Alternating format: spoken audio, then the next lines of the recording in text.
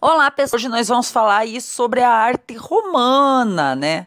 Nós estudamos a arte grega e egípcia, e agora vamos para a arte romana.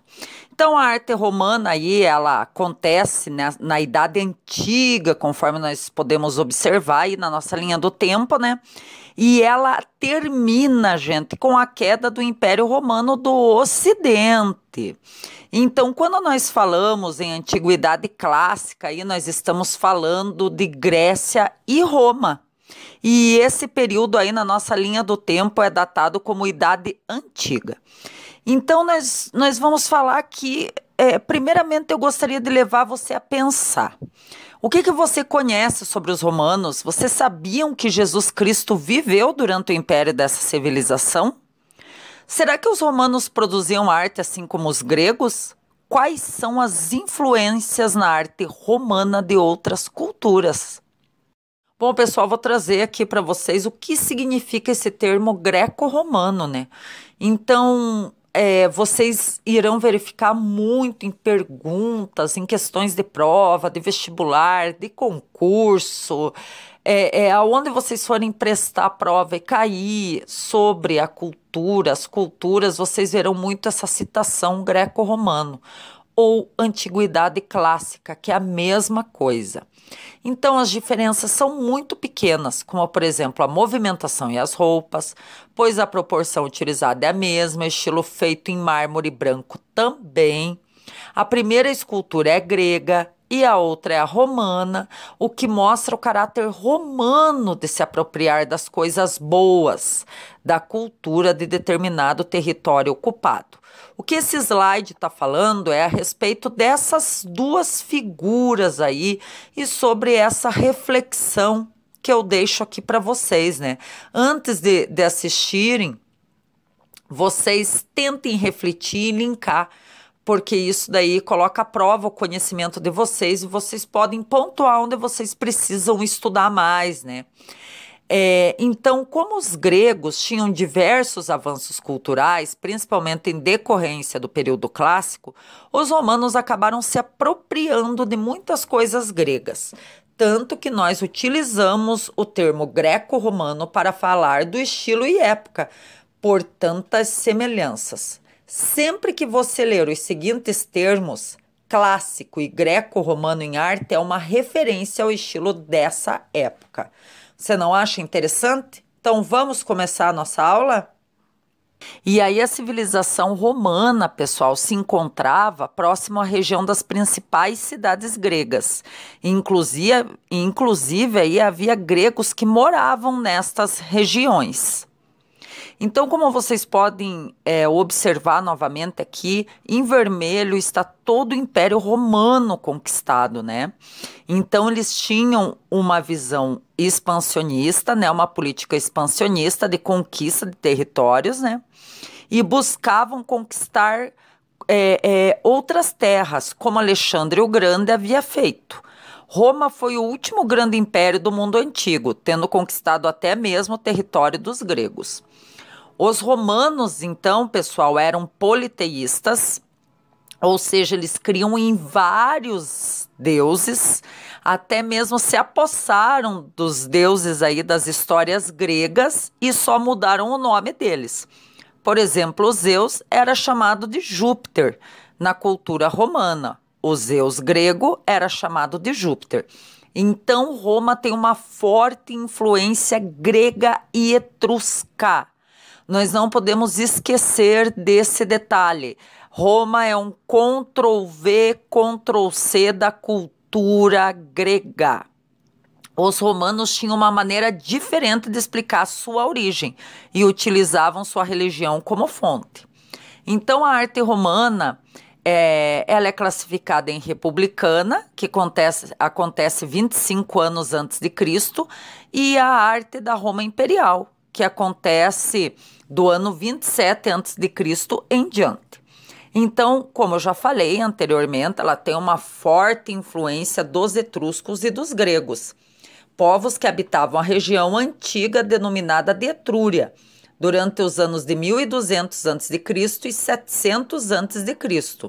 Então, esses povos eram muito desenvolvidos. Eles possuíam o alfabeto, a arte próprias, a religião próprias. Lembrando que os povos gregos e egípcios também eram politeístas. E elas foram sendo modificadas, né? Todas essas crenças aí desse povo que vivia, ocupava os territórios, né? Etruscos e gregos, né? Depois das vitórias dos romanos aí no século III a.C. Então, uma característica muito importante que eu gosto de ressaltar nas aulas, que o conquistador, que no caso são os romanos, ele absorve parte da cultura conquistada. O conquistado, que nós estamos falando hoje aí, que são os gregos e etruscos, ele vai ter que viver conforme os costumes do conquistador. Então, o conquistador sempre sai em vantagem. Por isso que nós temos essa miscigenação aí de várias culturas, né? No decorrer da história dos tempos aí, no que tange principalmente a arte, que é o assunto que nós estamos tratando hoje. Então, as características da arte romana, né? O realismo, a utilidade prática, a ideia de energia, de força, a grandeza material e a solidez nas construções. Então, os romanos, pessoal, gostavam de ostentar. Se você acha que hoje o povo ostenta, você está enganado. É que vocês não conheceram a ostentação aí dos romanos. Irão conhecer na nossa aula a partir de agora. Como vocês podem observar aí na arquitetura, nós iniciaremos falando da arquitetura romana. Lembrando que essa aula tem o intuito de você fazer um paralelo entre a cultura grega e a cultura romana. Então, nós seguiremos a mesma sequência para você fazer um paralelo, porque daqui em diante, de Roma em diante, todas as culturas rebuscam, seja nos gregos, seja nos romanos, ou às vezes nas duas culturas. Então, aí nós temos na figura de número 1 o exemplo de uma abóboda, e na de número 2, uma cúpula romana, ou também pode ser chamada de domo ou duomo. A cúpula ou domo podem ser considerados tipos de abóboda. Então, na figura 1, uma abóboda, e na 2, o duomo, que é um tipo de abóboda. Também nós vemos aí pela primeira vez sendo utilizados os arcos, né? Os arcos aí que são desconhecidos pelos gregos, e os romanos, né, trazem uma inovação aí, que são os arcos, sobretudo nas construções destinadas a comemorar as grandes vitórias militares. O local chamado de tímpano aí, que é esse local mais sobressalente, logo abaixo do arco ali, nós temos a coluna, daí temos o tímpano e temos o arco. Então, ele foi muito utilizado na Idade Média para colocar esculturas em alto relevo que mostravam passagens bíblicas. Aqui nós vemos o arco romano e as abóbodas, nós temos descrito na figura aí à esquerda, né, como que era composto esse arco romano. Daí nós temos aí o cimbramento, temos a abóboda de berço, de aresta, que são alguns tipos de abóbodas usadas nas construções. E logo ao lado nós temos a figura aí mítica, né, do Coliseu, que é uma construção que todos pelo menos já ouviram falar, que ela usa muitos arcos aí, muito presentes, e as colunas, que são herança dos gregos. Aqui nós trazemos a abóboda em cúpula novamente. E os aquedutos, termas romanas, pontes, mercados e anfiteatros são exemplos dessa categoria. Além disso, a projeção de templos, palácios, pórticos, tribunais, mosteiros e igrejas. A arquitetura romana usou o emprego de arcos e abóbodas, destacando-se principalmente pela construção de monumento caracterizado pela solidez. Então, eu vou trazer algumas figuras aqui míticas, né, da nossa Roma, conhecidas, que são pontos turísticos muito visitados até os dias de hoje. Então, o Coliseu, que é esse anfiteatro, né? e do século I, situado em Roma. Então veja só a solidez dessas construções, a durabilidade delas até os dias de hoje. E a sua construção durou 6 anos, iniciada no governo do imperador Vespasiano e concluída no governo do imperador Tito. O Coliseu é formado por um grande número de arcos redondos, suas paredes externas medem 46 metros de altura e são divididas em 4 pavimentos, 3 arcadas com colunas dóricas, jônicas e coríntias. Vamos ver lá se vocês lembram da nossa aula anterior, quando nós falamos sobre os gregos e as colunas aí. Dórica, jônica e coríntia, uma característica forte da cultura grega na arquitetura. Né? O Panteão é um templo dedicado a todos os deuses situado em Roma. Ele destaca-se aí por suas grandes colunas, né? E a enorme cúpula arredondada, como você pode observar na figura logo atrás, né? Do Panteão. O Panteão ele foi construído entre os anos de 115 e 127. E também encontra-se em perfeito estado de conservação. O Arco de Constantino, que também é conhecido como Arco Triunfal, está localizado em Roma, aí, como vocês podem ver na lateral, próximo ao Coliseu, né? Bem ao lado aí do Coliseu, né?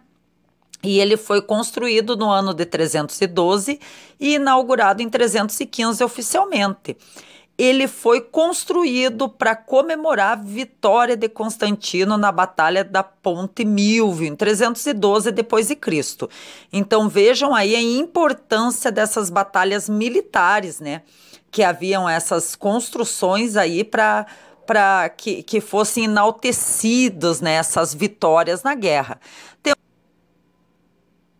Bom, nós vamos falar aqui sobre o Fórum Romano, né? E ele está localizado no centro de Roma. E ele é o centro da vida pública de Roma. O Fórum Romano é atualmente uma extensa ruína cercada de várias construções. Aqui ao lado, gente, nós temos uma característica muito interessante da cultura romana, a construção de aquedutos. Esse aqueduto da foto é o de Segóvia, ele está localizado em Segóvia, na Espanha. E há mais de 2.000 anos ele continua levando água até a cidade. Então os aquedutos eram construídos aí, né? Usavam conceitos da física aí para que essa água pudesse chegar até as regiões. E esse aqueduto de Segóvia ele tem 16 quilômetros e é o mais notado de vários aquedutos espalhados pelos países que na antiguidade pertenceram ao vasto Império Romano. Então, os aquedutos são uma característica bem interessante da cultura romana, que eram utilizados e são até os dias de hoje, aí, muitos deles para levar água para esses povos que residem nessas regiões, que são conquistas romanas. Aqui nessa figura nós temos aí um mapa das estradas criadas pelos romanos. Elas foram iniciadas na gestão do imperador Otávio Augusto. Então, aquela famosa frase que diz que todos os caminhos levam a Roma, ela retrata essa realidade aí das construções das estradas. Então, essas estradas eram construídas para que se pudessem cobrar os impostos, para que os exércitos pudessem, né, cuidar dessas regiões aí tomadas, né, conquistadas pelos romanos. E olha só, gente, mais de 80.000 quilômetros de extensão, o que daria 2 voltas no mundo em linha reta. Foi o número dessas construções aí realizadas pelos romanos. Aqui nessa figura nós temos a cloaca máxima, né, que é o primeiro sistema de esgoto da história, outra característica importantíssima aí na história, né, na arquitetura romana, na questão do que nós podemos falar de hidráulica romana. E logo abaixo as latrinas públicas, que é onde o povo poderia conversar enquanto eliminava seus dejetos, que por sua vez caíam até o sistema de esgotos romanos. Também temos aqui as casas de banho, né, com águas térmicas e serviam para o lazer do cidadão romano. Ao lado aí mais uma inovação urbanística romana. Então aqui acontecia a política pão e circo, ou seja, metia a faca nos impostos do povo, cobrava-se impostos altíssimos e depois exercia-se o pão e o circo, né? Que são, no caso aqui, as casas de banho gratuitas, que serviam também para o enaltecimento, para que o povo romano sentisse a importância de fazer parte desse império. Então, pessoal, fica a minha dica aí para vocês. Um forte abraço e até mais. Tchau, tchau.